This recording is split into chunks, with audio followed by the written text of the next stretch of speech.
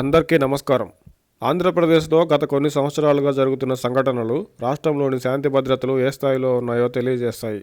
రాజకీయ ప్రేరేపిత దాడులు నిత్యకృత్యంగా మారిన రాష్ట్రంలో దాడులు ఖండించడం మినహా చేసేదేమీ లేదన్నట్టుగా పరిస్థితి ఉంది.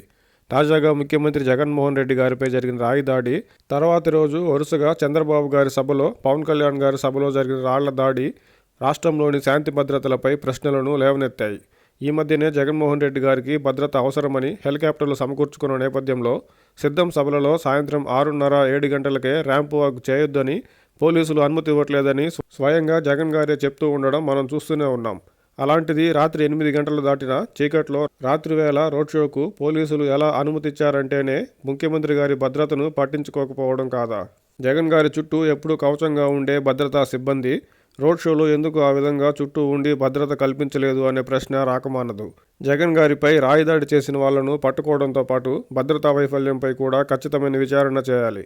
భద్రతా వైఫల్యం గురించి టీడీపీకి ఎందుకు అని వైసీపీ నేతలు మాట్లాడడం సిగ్గుచేటు. రాష్ట్ర ప్రజల ముఖ్యమంత్రిపై దాడి జరిగితే భద్రతా వైఫల్యంపై ప్రజలకైనా ప్రభుత్వం సమాధానం చెప్పాల్సి ఉంటుంది. జగన్ గారిపై రాయిదాడి జరిగినా రాత్రివేళ చీకట్లో రోడ్ షో కొనసాగించడానికి పోలీసులు ఎలా ఒప్పుకున్నారనేది సామాన్యులకు సైతం వచ్చే ప్రశ్న. జగన్ గారిపై జరిగిన రాయిదాడి ఘటనపై కనీసం ప్రాథమిక విచారణ కూడా పూర్తి కాకుండానే టీడీపీ వాళ్లే జగన్ గారిపై దాడి చేశారని వైసీపీ నేతలు అంటుంటే అదంతా డ్రామా అంటూ టీడీపీ నేతలు మాట్లాడడం ఆంధ్రప్రదేశ్లో రాజకీయాలు ఏ స్థాయికి దిగజారాయో అర్థం చేసుకోవచ్చు. గతంలోనూ టీడీపీ నాయకులపై, వారి ఇళ్లపై, టీడీపీ ఆఫీసులపై జరిగిన మూక దాడులు, పొంగనూరు నియోజకవర్గంలో చంద్రబాబు గారిపై జరిగిన రాళ్ల దాడిని చూశాం. ఆ ఘటనలు ఏదో కోపంలో కొంతమంది చేసుంటారని అప్పటి డీజీపీ గారు, వైసీపీ నేతలు తేలిగ్గా మాట్లాడిన మాటలు ప్రజలకు తెలియంది కాదు.